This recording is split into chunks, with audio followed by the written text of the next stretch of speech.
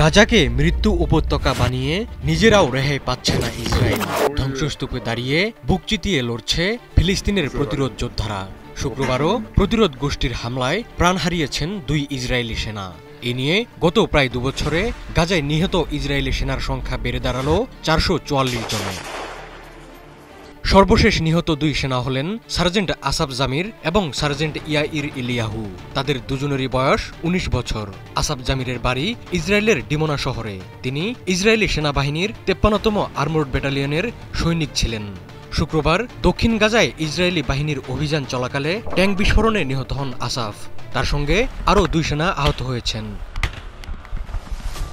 নিহত অপর সেনা ইয়াইর এলিয়াহুর বাড়ি ইসরায়েলের এজের শহরে।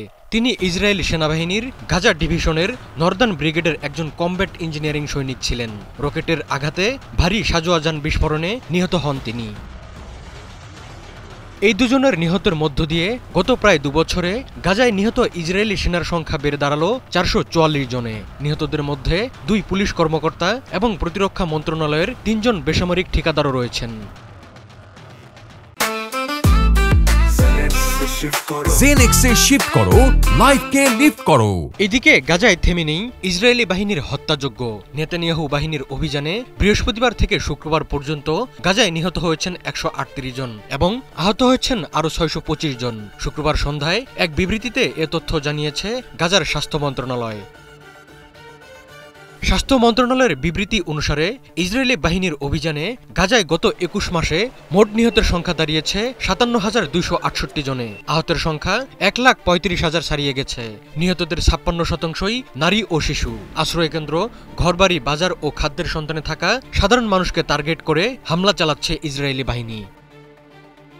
2023 সালের 7 অক্টোবর ইসরায়েলের ভূখণ্ডে ঢুকে অতর্কিত হামলা চালায় প্রতিরোধ যোদ্ধারা। এলোপাতারি গুলি চালিয়ে 1200 জনকে হত্যার পাশাপাশি 251 জনকে জিম্মি হিসেবে ধরে নিয়ে যায় তারা। হামলার জবাব এবং জিম্মিদের মুক্ত করতে ওই দিন থেকে গাজায় অভিযান শুরু করে ইসরায়েলি বাহিনী।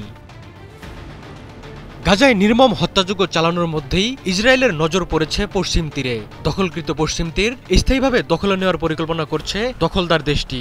চলতি মাসের মধ্যেই পশ্চিম তীরকে ইসরায়েলের সঙ্গে যুক্ত করে নেওয়ার আহ্বান জানিয়েছে লিকুদ পার্টির মন্ত্রিসভার সদস্যরা। এজন্য প্রধানমন্ত্রী বেনিয়ামিন নেতানিয়াহুর ওপর চাপ বাড়াচ্ছেন তারা।